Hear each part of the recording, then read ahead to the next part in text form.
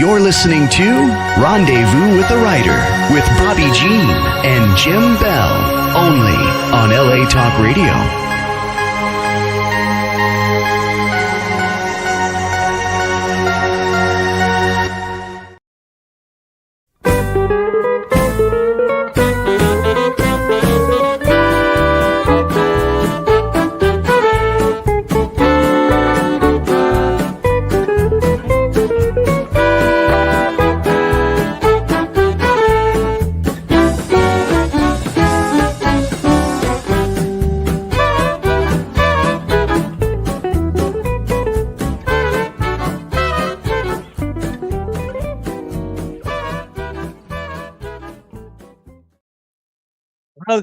Welcome to Rendezvous with the Writer, where readers and writers meet. And story is everything. We're your hosts tonight, Jim and Bobby Bell. You've just been listening to Hot Texas Swing Band. Yes, Alex Dorman. We send our love and our grateful hearts out to you, Alex, for that music to open and close every show. And you are listening to episode 158, and it will be available immediately after it airs live on Facebook. You can watch it again immediately on YouTube. And then later tonight, it will also be up on Bobbi. Just look for Rendezvous with the Writer, episode 158. And Jim, who's with us tonight? We have Mary Seifert. Hi. Here she is. Hello, Mary. Welcome. We have this particular book. Yeah, and we're hoping. Yeah, go ahead. What's Airplanes, Atlanta, and an assassin. An assassin. Hello, Mary. Where are you joining us from tonight? I am coming from Chile, Minnesota. Very good. Chile, as in like it's cold, or is that the name of your city? No, it's a little colder than last week. It was 30 degrees last night, so it's chilly. Okay, well, the seasons are changing, aren't they? They are beautifully though. We were just talking about hot dishes and casseroles. Yes, it's always fun for me because when Jane talks to us about Gene Cooney, it's like, no, it's never a casserole. Always hot dish. Always a hot dish. Well, Mary, we're so excited to have you with us. You are the author of 10 books in this series so far. We're going to be talking in greater depth about them. Jim's going to start us off, though, with a little bio. We do have one here, don't we? Yes, of course. All right. Mary Seifert is the Impact Award-winning author of the Katie and Maverick Cozy Mysteries. These are must-reads for cozy fans with curious minds and a love for uncovering the truth. When she's not penning her next mystery, you'll find her with a book in one hand, a glass of wine in the other, and a bite of chocolate never too far away. She enjoys walking her energetic dog and humorously claims to delete all references to crime from her browser history while awaiting a sumptuous dinner prepared by her live-in husband, Chef John. Yeah. Welcome, Mary. Thank you. Well, talking about puzzles, you just said something to us just a few moments ago that was so interesting. And you like to play that game. What's that game you like to do? I like to play every game. I like to do cryptoclips and cryptograms, and I like to do regular puzzles, and I like to do wordsmiths, anything. Yeah. And you were talking about the degrees of separation to Kevin Bacon. I was. And you had figured out something about us with you tonight. What'd you figure out? I am 5 degrees of separation away from Thomas Edison and Henry Ford. So if we're here tonight, that's what you can claim by tomorrow. There was me, my mother, my grandfather. My grandfather worked with a geneticist, and he worked with Thomas Edison and Henry Ford.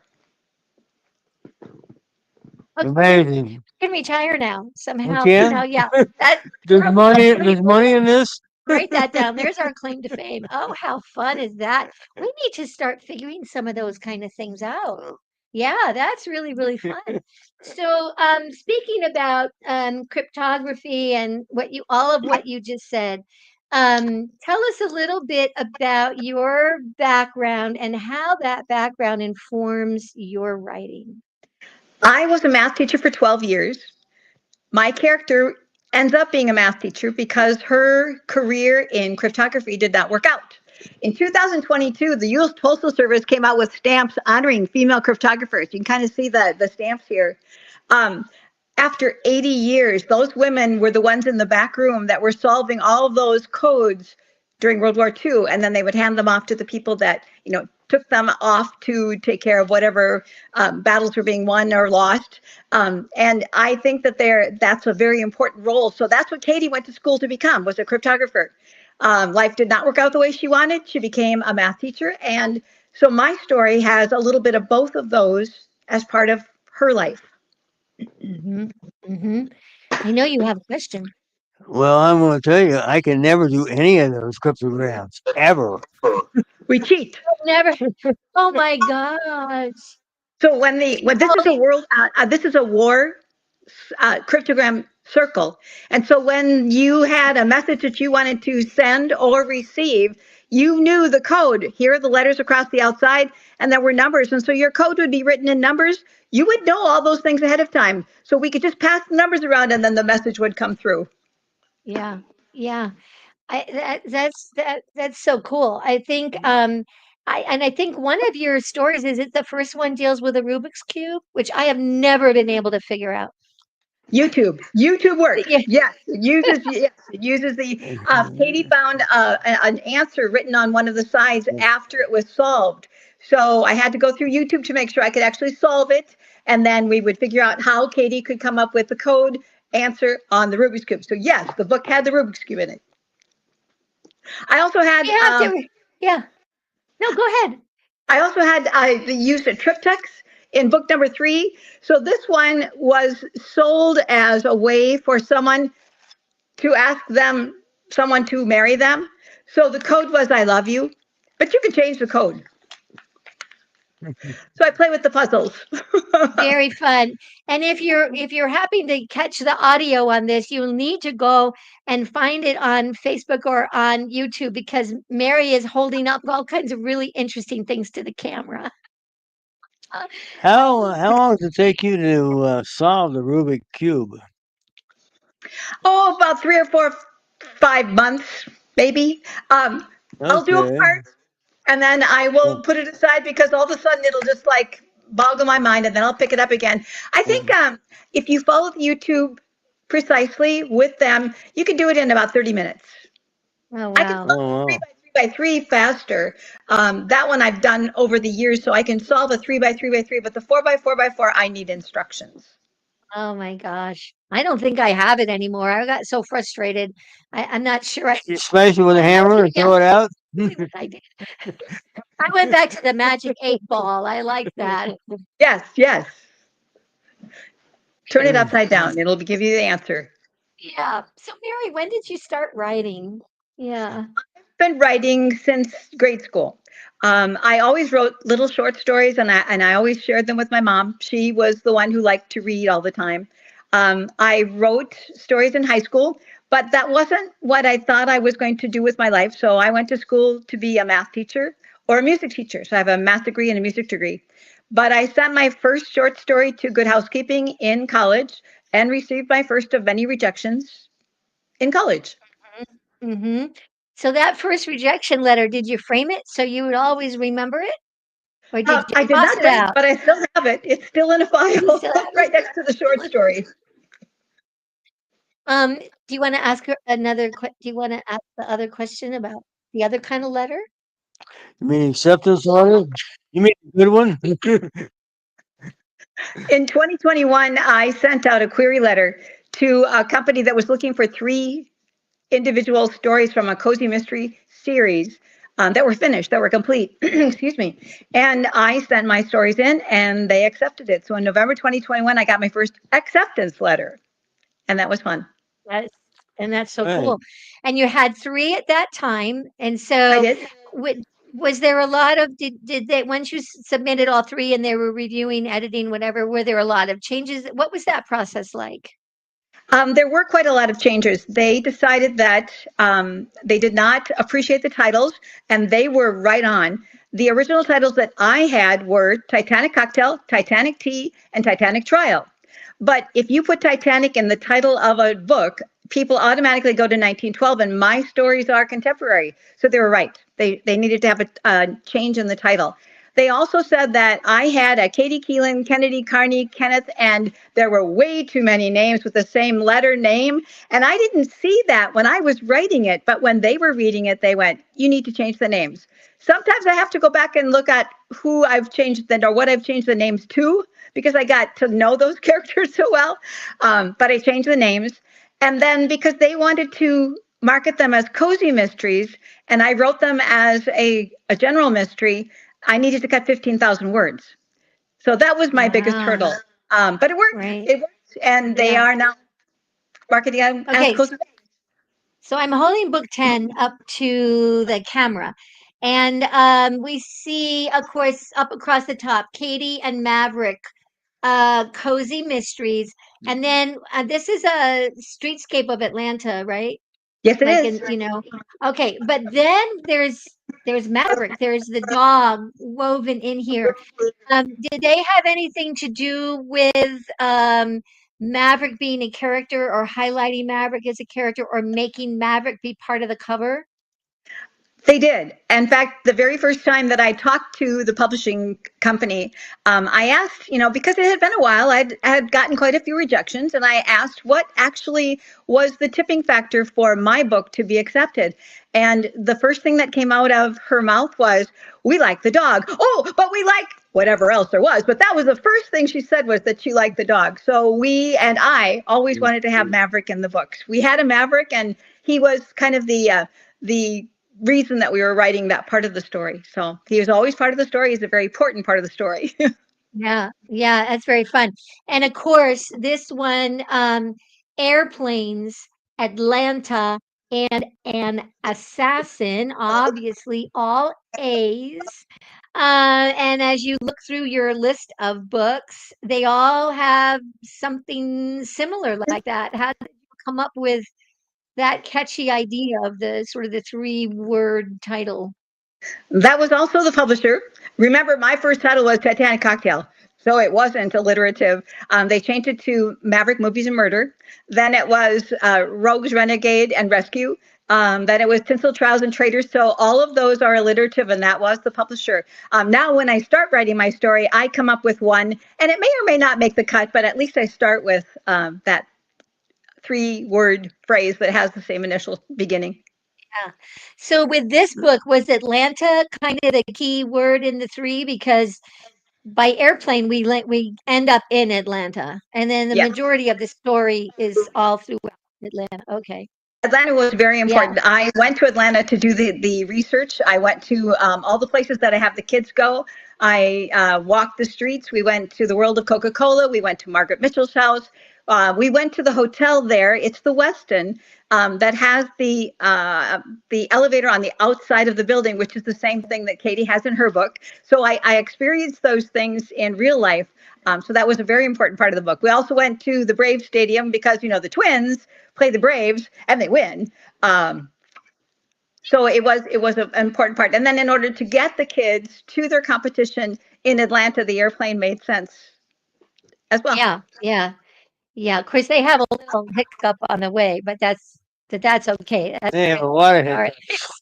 hiccups. Jim, do you have a question? Yeah, I asked about you write about one of those luxurious private planes. Have you ever been on one of those? I have. I was able to. We won one with a friend of ours at a gala event at the hospital in Wilmer, Minnesota, and we took one of those. It was a smaller charter, didn't have room for the 9, but have a private plane that had enough room to go back and forth, and so it was kind of interesting to see what you could see from the seats into the cockpit, and the pilots, and who was taking care of you, and what's available to you. So I did. I used a little bit of that as well. Yeah. Good. Go You ahead. can imagine all these swivel seats on these planes, like living room, and Yeah, ours wasn't somebody's quite handing that. you a drink. Yeah, and Diane comes out with that lovely beverage, that she's serving them, right? Yes. We have one more question before we take our first break. When you, I know, I should just ask it. I think most listeners may know, but if you haven't watched many of our shows before, can you briefly tell us what makes a mystery a cozy? A cozy mystery has an amateur sleuth, usually brains over brawn, more of the thinking, solving the crime rather than the actual fighting, solving the crime. There is no graphic violence. The romance happens off the page. The language is a little bit lighter. There is also a kind of a community feeling. It is a much faster paced book, and it's shorter. It's lighter. Yeah, It's shorter. yeah, Okay. yeah. And when writing a series, how do you keep yourself engaged with the characters and new storylines? I mean, does it ever feel like, oh, I have to write book 12, or it's like, oh, I got an idea for book 12. It hasn't happened yet. I have a bunch of ideas already written out and outlined for quite a few more. I think that when I was starting to write this series, I was so excited that I could just jot so many down at the very beginning. And then on occasion, I'll run across a kind of interesting poison or a kind of interesting, way for somebody to leave this earth. And then I can jot that down. And that kind of adds a little bit of excitement to writing the series. Plus, I Yeah. like my dog. Yeah. And we are going to take our first little break, and we want to do a shout out to our friends at Blue Cottage Agency and Clicks by Madison. Are you a writer? Maybe you'd like to increase your social media presence, refresh your website, or like we did, launch a website. Our sponsors, Blue Cottage Agency and Clicks by Madison, are standing by to assist you. And here's a little word about a new project that they're offering. When we come back, we're going to take our first deep look at airplanes, Atlanta, and an assassin. Don't go away. We'll be right back. Authors, welcome home. Every author needs a website, a home base for their brand. Professionally showcase your books and brand with a custom website landing page starting at $369. BlueBookshelf.com. It's a great feeling to be home. Contact the Blue Cottage team today to get started. Welcome back. Welcome back to Rendezvous with the Writer. We got our special guest tonight, Mary Seifert. And we're talking about this great book right here, part of a series. Yes, this is number 10, Airplanes, Atlanta, and an Assassin. And Mary, you and Jim and I have in common good friends at Blue Cottage Agency and Clicks by Madison, don't we? Yes, we do. I've been And very if fortunate to be able to work with them. Yeah, and if I'm not mistaken, unfortunately, we are not able, we know we're on Facebook Live, but we actually can't see what people might be commenting or saying hello or giving us thumbs up. So we want to take a moment to say hello to all of you that may be watching tonight that are part of Blue Cottage. We are delighted that you are joining us. Maybe you're even sharing the show. We really appreciate that. And Mary, had a special opportunity this past week with Sue Reddy. And Sue is a big fan of this show. So if she's watching, Sue, hello. And thank you for this beautiful, I'm holding it up to the camera, Minnesota towel that she presented to me. We met, she and her husband were traveling, and they happened to come through Albuquerque. I knew she was coming, so we were able to set up a little time to meet. Sue, I was so excited to finally meet you and your husband. And we want to thank you, Sue, for everything that you do too to support authors, your book reviews, your book festivals. You're just a huge support. And she's a cook too. So I gave her a book with some recipes in it, and she's already flagged some of them. So, Is she from Minnesota? yes, she's from Minnesota. Yes. Hello, Minnesota. Yeah. Oh my God. Well, Okay. Mary, you received some exciting news this week. What did you receive? The airplane, Atlanta, and an assassin won the Impact Award for October 2025 for mysteries and the crime novels. So it was kind of exciting. It was exciting. That's so exciting. And then you also, I think, are on a short list Yep, for that some was both themes. both Juleps, Jockeys and Justice, and Airplanes, Atlanta, and Us and Assassin. Both are on that short list for the Chanticleer International Book Award. So we'll see where that goes. That's just Very good. congratulations. Congrats. We love Thank it you. when our author friends are Win things? either Yes, we do. shortlisted or they get awards, or and Absolutely. then we can count now, like how far away are we from them? Some of them they'd be like one finger away. I'm not sure that makes me a better writer, though. Well, let's see. What are we talking about in this episode, this segment here, honey? What are we talking about? Well, we had a Yeah. question. Are we plot driven or character driven here in this novel? I am character driven. Katie is the most important part of the series with Maverick. Yep. And so everything happens to her, for her, because of her, with her decisions. And I that is how I feel I want to write my books, as a character. So Yeah. That's the way we saw it. Yeah. And this is number 10. And so we haven't had the opportunity to read 1 through 9. I love it when I can pick up a series anywhere within the series and be just as engaged as if I had read them from the beginning. Usually there's always little tidbits of like little crumbs where I go, oh, I want to know when did that happen? I want to go back and find the book that happened in. And we have a mock trial going on as part of the storyline. And I asked the other night, is there a mock trial? Is that part of what appears in all your stories? You want to talk about that a little bit? yes, so the first 9 books are the 9 months of the year in Katie's first year teaching. So the first one is September, the second one is October. A lot of teachers take on extracurricular activities. So Katie takes on not only science club, but she also takes on mock trial with her best friend Jane Mackey. They are working with kids to teach them what it's like to be an attorney. And they have some hopefuls among their students as well. They work on that throughout the whole school year. So they have trials throughout the year. They have practices throughout the year. They work on the trial itself, and it is dealing with a victim of the Titanic, and his fiance is suing the White Star Line. So that's the case that they're working with, which ties back into the first book, which was Titanic Cocktail, but now Maverick Movies and Murder. So yes, the trial does go throughout all of the books, and the Titanic is the thread that kind of ties them together. Right. Cool. Yeah. That's really fun. Yeah. I think that's really fun. And nine books, 9 months. But how long did it take you to write longer than 9 months to write the 9 books, Mary? Well, the first 3 were done by 2021, and they came out in 2022. The rest of the books, so the other 7, were written since 2022. So it takes about 5 months. Yeah. That's pretty prolific, though. Oh yeah. Yeah, she's definitely on a roll. I don't think I can read them that fast. No, that's the thing. Well, sometimes, the readers can get through books faster than the author can get out the next one.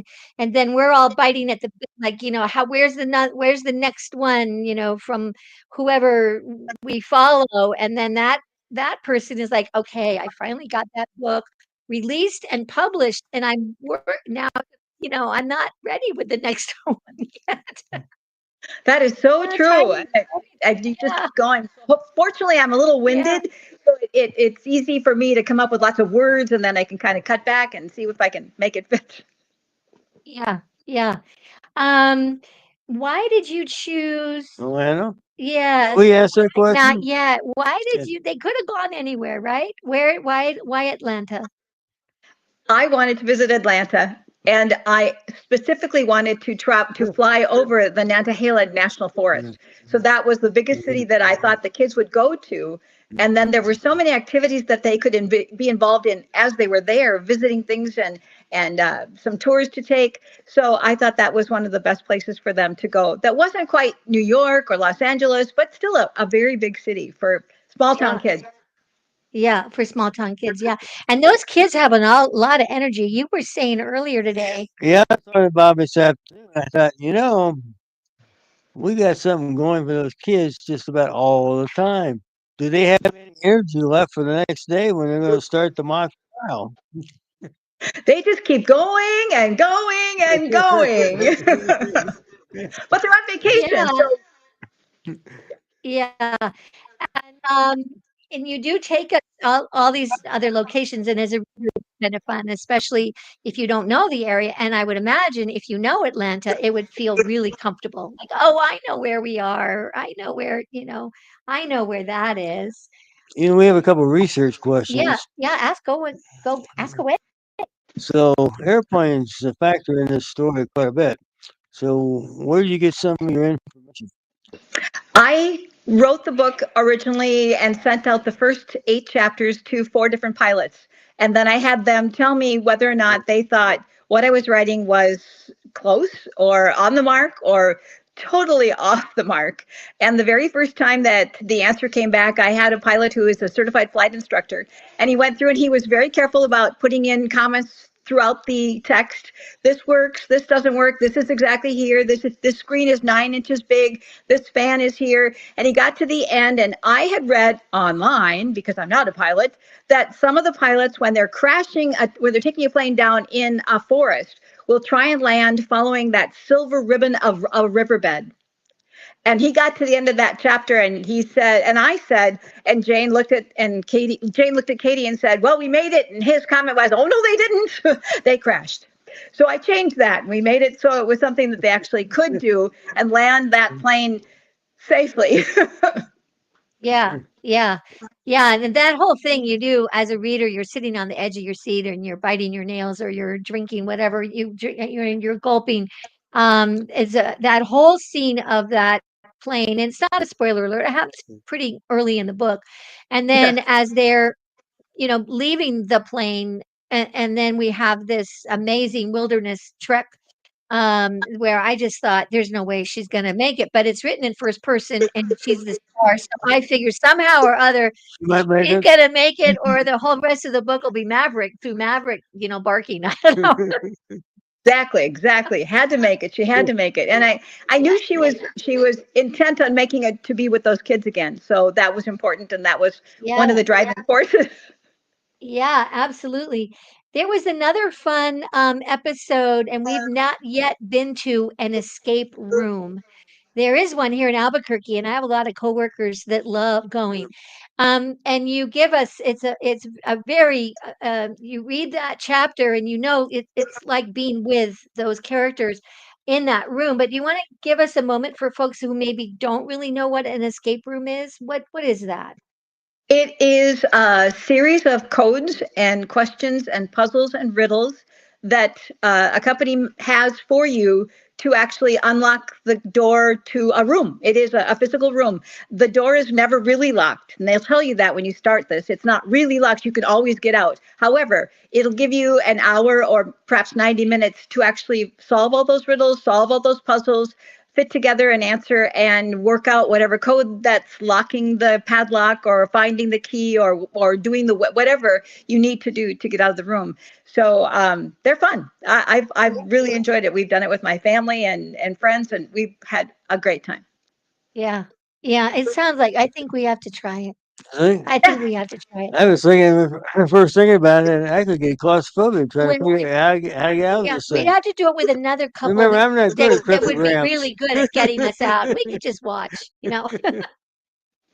We've always gotten out. We've always had like 15 seconds left, but we've always gotten out within the We've time always limit. Okay. Yeah, that's very fun. We are going to step away again, Mary, very briefly for just a moment. We would like our audience to know what is one of the places that you can get Mary's books. And I think we figured out almost all 10 of them are there, right, Mary? I think maybe one is not there, but you can find them on our Out West Shop affiliate page on bookshop.org. And when we come back, Mary's going to read a passage from her book for us. So don't go away. We'll be right back. Story is everything. Find a great one on Out West Shop's bookshop. Go to outwestshop.com, find books and CDs on the menu. Choose Shop Out West on bookshop.org. Browse through featured authors on Rendezvous with a Writer. Explore curated book lists and our featured picks. Add in note cards, calendars, and jigsaw puzzles. One-stop shopping for great gifts. Use the search box to find thousands more titles. Make the switch. Your purchase supports us as independent booksellers. That's our story. Welcome back. Welcome back to Rendezvous with a Writer. We're talking with Mary Seifert. In the book we're just holding up here now, Airplanes, Assassins, No, airplanes, Atlanta. Atlanta, You know, and an assassin. the 3 A's, you know. Say that 4 times fast. The 3 A's. Oh, Did we were asked, did you want to read a passage, Mary? I will do that. I will do that. wonderful. Wonderful. Carly Parks Bluestone made it to the head of a long line to receive her airline voucher when a black-haired stout man with a beaky nose shoved his way in front of the registration desk and demanded, "How dare you bump me? Do you know who I am?" The dolt accosting one of my students brought out the mama bear in me. Carly had never flown before, and feeling her anxiety, my protective instincts blazed. My nostrils flared. I stepped between them into a cloud of cologne that made me want to sneeze, and turned to face the curious onlookers, mouth gaping in disbelief. "Excuse me." I raised my hand to quiet the murmurings and recited a line I'd held in reserve for just such an occasion. "Excuse me, does anyone know this man? He seems to have forgotten his name." I ignored the well-fitting navy blue Armani suit and tasseled black shoes polished to a high shine and focused on the twitch in his eye. My hand rested on my chest. "My name is Katie Wilk," I said slowly, as if speaking to a child. "Is there someone here with you, or someone we can call?" His jaw dropped. A tall blonde woman following the exchange covered her lips with long, slender fingers. The nails painted a glittery green matched her crinkling eyes. Her shoulders convulsed, smothering her laughter, and she gave me a thumbs up. I turned to the agent before the self-centered man could sputter any more words of non-wisdom and said, "I'm sorry, I probably shouldn't have said that." The agent smirked and ushered us forward. I'd already been put through the ringer. My patience had worn thin and heat stomped on my last nerve, but when Carly gave me the high five, her accompanying grin and eye roll made it all worthwhile. Bet you never thought teaching would be so tough. Carly tossed the curtain of straight black hair over her shoulder, her silver blue eyes lit with mischief. Who would have guessed I'd end up in education? But when my life's goals spun off the rails, I needed to investigate a career other than mathematical cryptanalysis. "How did you end up in Columbia, Minnesota? It's a long way from London," she teased gently. "Just lucky. Columbia is the best place to be. How could I go wrong?" I tried to mirror her laughter. I didn't tell her I applied for jobs all over the state and had only one interview. What do you do with a degree in the study of codes and algorithms when you no longer want to study codes and algorithms? Research told me saying yes to extra duties might improve my chances and make me a more acceptable candidate. When they offered me the job to teach high school math, the only proposal I received, I signed on the dotted line. That's great. That's great right Yes, at the sir, I beginning. That's remember a that really good. passage. Yeah, we Yeah, I we remember get that. to hear Yeah. Katie in action. Yeah, that's really great. I Well, know as you. we're going to talk about characters, Yeah. do any of the characters ever surprise you in what they do? They do. I do tend to have a very scant outline, but by the end of the story, they've already done things that I hadn't predicted. Often, yes. Usually Yeah. Katie and Maverick. hmm When you that idea and you sit down and you start writing, do you already kind of know who the victim is and who the killer is going to be, or do you not even quite know that yet? I do. I know who the victim is. I know who the killer is. I know a few of the other suspects. I also plan a little bit about the code that I want to use, the actual puzzle that I'm going to be using in the book, so that I can tie that all together. I include a specific historical snippet about a female cryptographer sometimes male, but mostly female cryptographers, just because that's another tie-in that I have with Katie. So that's already part of what I start with when I begin writing. And then I fill in all the blanks with all those other surprises. Yeah. Do you find that as you're going along, you realize you have to kind of go back and add another clue somewhere, or a fake clue to throw the reader? Do you have to kind of go back and plant those, or do they just flow from your pen? On occasion, I do go back. In fact, I finished book 11 this week. And when I finished reading it the umpteenth time, I thought, oh, I missed that because I didn't remember reading about it. So I had to go back and make sure that I had that particular clue for the very ending in the text closer to the beginning. So it does happen, yes. I kind of know I think I did it. And then I think, no, then when I actually read it, oh, I didn't do it. Yeah, yeah, yeah. I know you have a question. Yeah, we talked about Katie and Jane. Tell us about Jane Yeah. Mackey. What kind of person is she? What's she like? Jane is very short, blonde, a fireball. That makes up for all of that. Her height, she's as tall as she could possibly be. Her father owns Sapphire Skyway, which is a charter airline, and that is what will help them eventually get around. That she became a pilot for her dad, so she is the pilot help as well throughout the book. She kind of knows what's going on. She knows people in the industry. She He has quite a bit of money, and she decided that she wanted to strike out on her own. So she's a teacher with Katie. She has support. She doesn't try to use it very often. So that's Jane in a nutshell. Yeah, yeah, she's a great character. Yeah, Ask yeah. another one. I gonna say that the other characters kind of think she's a legend, sort of a legend in her field. So I thought that was kind of interesting. So she can seems to do a lot of things with planes and airlines that maybe you wouldn't think. Yeah, Jane takes, yeah, yeah, She grew up yeah, in that industry. yeah. Yeah. Maverick. Now, we talked a little bit. Maverick being on the cover. It's a dog, but there's a little more to Maverick though than that, right? There is. Maverick is a powerhouse of a dog. Actually, I have another one. This was a Maverick originally, in case those people want to see. So we actually have. Oh, look at Maverick. Oh, All that right. Oh, I face. know. And all the naughty things that show up in my book, he did.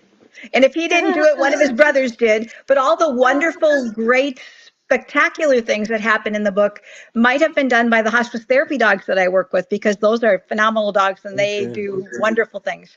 In the book, Maverick is a dog that is working very hard with the veterinarian to become a search and rescue dog. So he's learning some of the things that he needs to do, not to be that dog that pulls and barks and runs around and grabs food off the table. He's getting help from his veterinarian friend, CJ. That's Carly's Yeah, dad. yeah, yeah. I gotta ask about Wendell. Oh, yeah, ask about Wendell. Yeah, About yeah, Wendell. Wendell yeah. was in flight school or learning how to fly with Jane when they were both very young. So he knows a little bit about planes too. And he kind of lost his way. So he was a troublemaker. Yeah, Was he modeled after anybody in real life? yeah. Anybody you know? You knew? No, no, nobody I know. Wendell is nobody I know. She's not going to confess to it. That's a tough question to answer, wasn't it? Oh, what about Noah Lexington? What about Noah Lexington? Noah was the third of the three of them together on the plane, and he was in flight school with Jane and with Wendell. They had kind of a history, the three of them. Wendell, I think, was the odd one out. Noah was more of the suave, sophisticated, pilotish looking person with the uniform, and Wendell was the man with the beaky nose and the stout size. So they were very different. But they both knew Jane from different sides, from different Yeah. areas. And I think that the three of them together have a chemistry that might explode.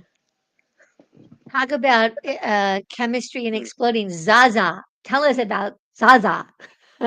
Way back when Katie was in mathematical cryptanalysis in London, Zaza was also a student there.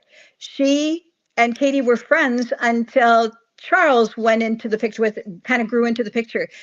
Katie and Charles actually were married for 2 weeks.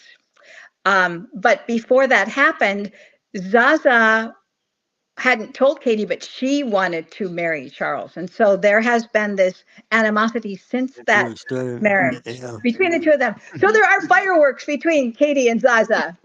Yeah. There's a little crackling on the page when she enters this room. Yeah. Fun. Simmering. Felicity. Oh, Felicity. Okay, time. That's the last. Was the Is that only the one. last one? That's the last one we'll have time to ask Okay. about. Yeah, ask. Go ahead. Felicity, yeah. Felicity.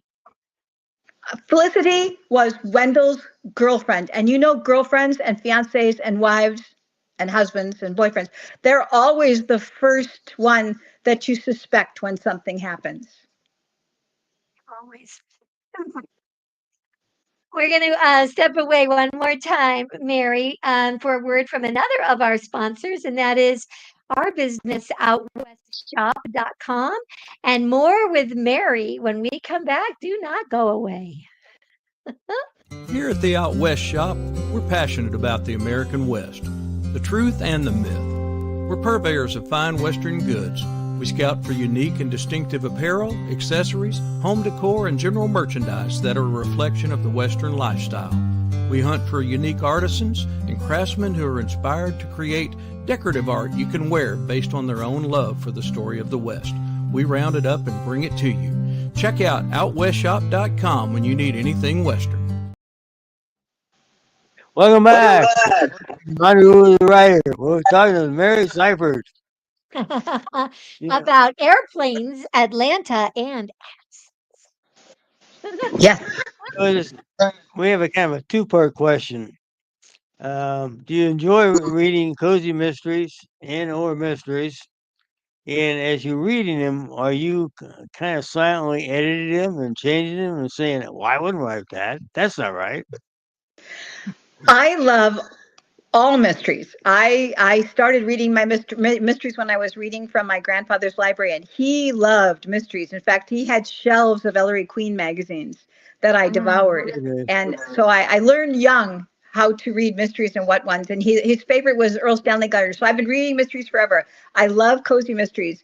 And on occasion, I will admit that I will look at a line and go, oh, I would not have written it that way. I probably would have tried to do this with it, but I try not to do that because they're so fun. They're so well done. So for the most part, and I know that when I go back and do mine, what I read in my head doesn't always show up on the page either. So I am aware of that. So I try not to. I try to enjoy it. Yeah. What do you have a particular book you're reading right now? I am just actually. I know we're putting you on the spot. I'm reading one. It's called Always a Groomsman, and it is a cozy mystery. It's a travel cozy mystery. It is by Prince, Prince, and so I have a cozy mystery that I read there. I'm also reading David Baldacci on the side, and I've got them all over the house. But yes, I am. Yeah.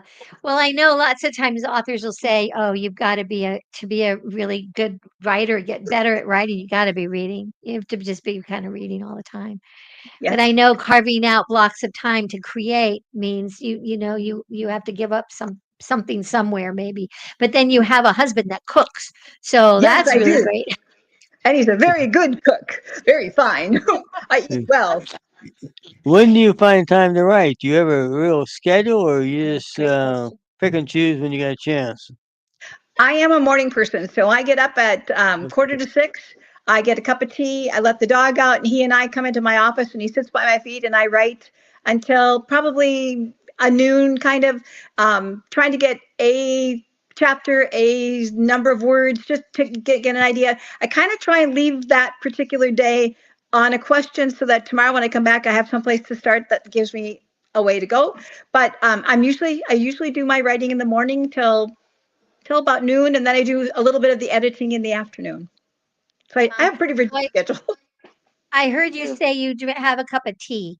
So do you have a favorite tea? Do you have a favorite tea? I do. It's an orange tea. I do like the orange tea. Mm-hmm. I enjoy a position at the St. James Tea Room in Albuquerque, and I work in the market part of the tea room, and we offer 83 different teas. So when I hear somebody say they like tea, I love to know what they like. Love tea. I love tea. I also love Earl Grey tea. I love Earl Grey tea. I live a bergamot. I'm not trying to say that, but I Oh, love those. uh-huh. Love the Paris tea. I could go on and on about tea. I All love. right. All All right. right. Well, we'll talk offline how. So what are you working on next, Mary? What's coming out next? The 11th book is going to be a G book because it is about golf. And my working title is Golf, Ghost, and Guilt. But that could change because I never know what actually it's going to come out as. But it is about golf. Katie does not golf. So she ends up being the beverage cart girl on the golf course. Oh. And where can we find you, follow you, all that good social media and website stuff? I am at Mary Seifert author everywhere on Facebook, on Instagram, on in Threads. My website is maryseifertauthor.com. So everything has Mary Seifert author, and the reason I did is because there's another Mary Seifert out there. So that's I am at all those places under Mary Seifert author. Wonderful. Well, Jim has a little quote. We do have a Yeah, little Jim, something. we have a quote. In this scene, Katie and Maverick, they're at the hospital awaiting news. And she says, Katie, Maverick and I backed up to the wall as far as we could get away from the swarm of personnel intent on doing their job. I closed my eyes and slid down the cool brooks, wrapping my arms around my dog's neck, burying my head in his soft black fur. The voices melted with the other sounds while I concentrated on Maverick's steady breathing and the thump of his heart. You can just Yeah. picture that, can't you? You can just picture that. Thank you. Mary, this has been so much fun to have you with us tonight. I'm so glad that we were able to schedule this, and we look forward to book 11 and everything else that follows. Please stay in touch with us. And if you ever get a beta reader or something, we might be able to be available. Thank you. Thank you. This We was want to take a moment. Did you have fun? Yes. Good. I had a I'm so riot. glad. This is absolutely wonderful. Thank you very much for having me. We're delighted. Delighted you were here. We're delighted. We had a And good again, time. we want to do a thank you to Blue Cottage Agency and Clicks by Madison and all our Blue Cottage friends that we know are watching tonight, or maybe we'll pick this up down the road. And also, we know a lot of our friends with Western Writers of America often tune in as well. And we just appreciate you watching and sharing and commenting. You don't know what it means to us and to our guests. It's really wonderful. Speaking of historians, next week, October 30th, episode 159, we have the three women of the Haughty Historian Collective joining us again. Jane Little Bodkin. I'm holding up a book she has written, although next week she'll be talking about a book she's working on. And Lynn Downey, and we'll be talking about her book, American Dude Ranch, and Janelle Maloney, Immigrant Tales of the Platte River Raids. And these three ladies with Jim and I will be discussing we were there, the idea that women were where all of this happens. They're in the middle of the action. And these three award winning historians know how to capture the story through the woman's perspective. And I think it's going to be a very engaging conversation. So we look forward to having you join us again next week. And what else? Do we have anything else we need to say? I I don't think so. Well, we always say, Well, first, again, thank you for being on. It's been a fun time. And we enjoyed the book and we enjoyed talking to you. And as we always say, it's always a great day out west. keep writing. And we'll Thank keep you. reading. We'll see you down the trail. Have a good night. Bye bye.